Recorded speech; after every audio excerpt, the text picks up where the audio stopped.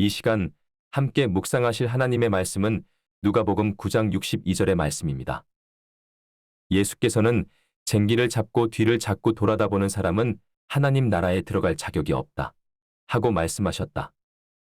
우리가 세상을 살아갈 때 단순한 마음으로 목표에 집중하는 태도는 승리를 이루는데 큰 도움이 됩니다.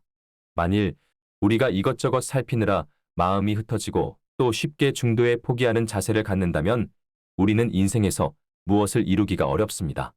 그리고 이것은 우리의 신앙생활에서도 마찬가지입니다. 예수님께서는 자신을 따르는 자들에게 경고하시기를 자신을 따르면서도 집중하지 않고 세상 때문에 마음이 나누어진 사람은 하나님 나라에 들어갈 자격이 없다고 말씀하셨습니다. 그러므로 우리 성도는 예수님께만 마음을 집중하도록 최선을 다해야만 합니다.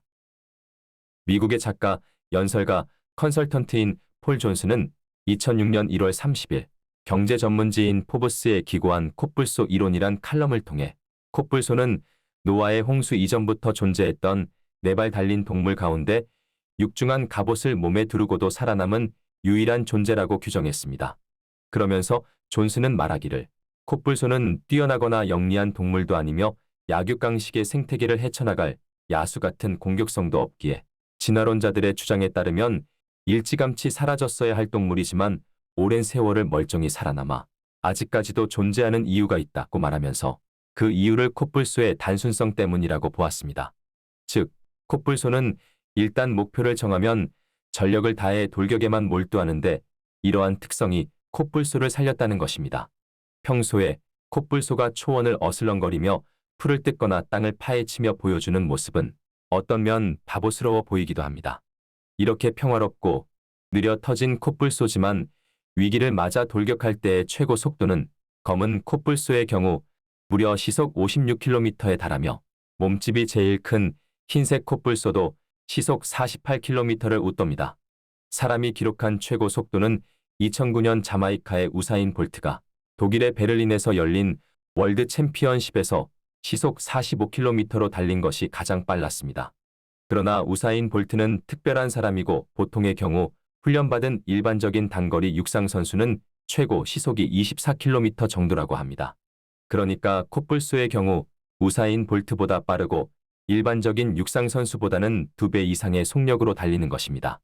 흰색 콧불소의 경우는 최대 중량이 2.3톤이 나가는데 이처럼 무거운 생물이 시속 48km의 속력으로 순간 속도를 내는 것은 불가사의에 가깝습니다. 그리고 이런 기세 앞에서는 사자나 호랑이 같은 맹수라도 그 앞에서 짓뭉개질 각오가 아니라면 주랭랑을 치는 수밖에 없습니다. 콧불소는 일단 목표가 정해지면 좌고우면 즉 다른 것은 전혀 생각하지 않고 오직 목표에만 집중한 채 적대적 대상을 쓰러뜨리는 데에만 모든 역량을 담아 최선을 다해 돌진합니다. 존스는 이러한 단순함과 우직성이 척박한 자연 속에서 콧불소를 지금껏 살아남게 만든 요인이라고 주장합니다. 스코틀랜드 출신의 데이비드 더글러스라는 세계적인 식물학자가 있습니다. 더글러스는 1825년 겨우 26살의 나이에 미국에 파견되어 서부 해안의 콜롬비아 강을 따라 항해하며 새로운 식물을 탐색하였습니다.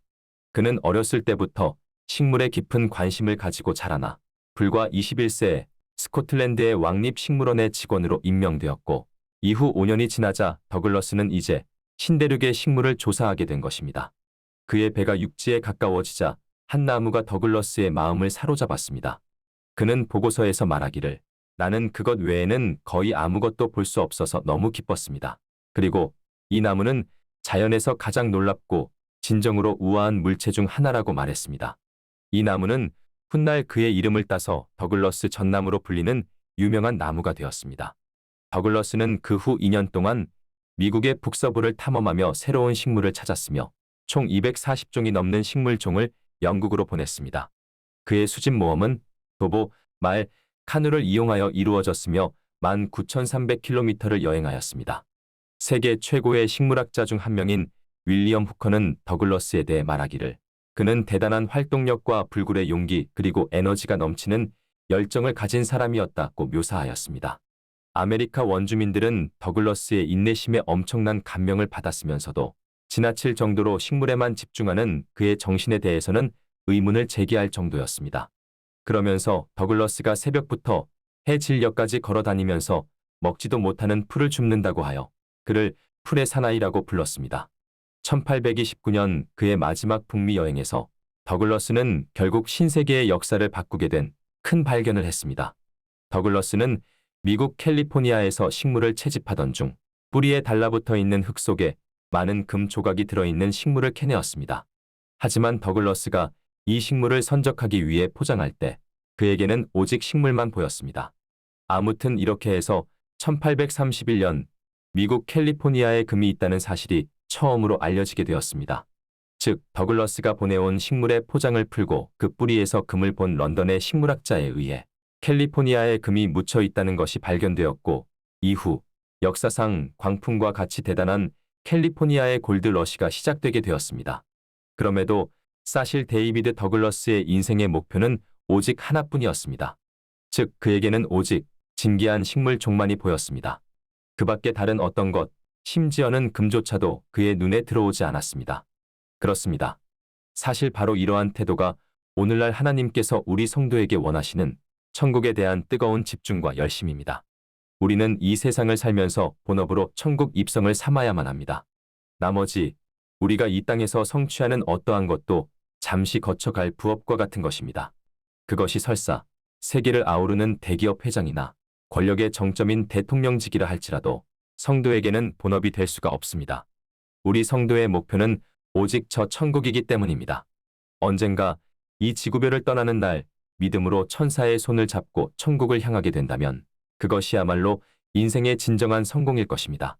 오늘도 천국을 향해 집중하여 승리하시는 성도 되시기를 주님의 이름으로 축원드립니다.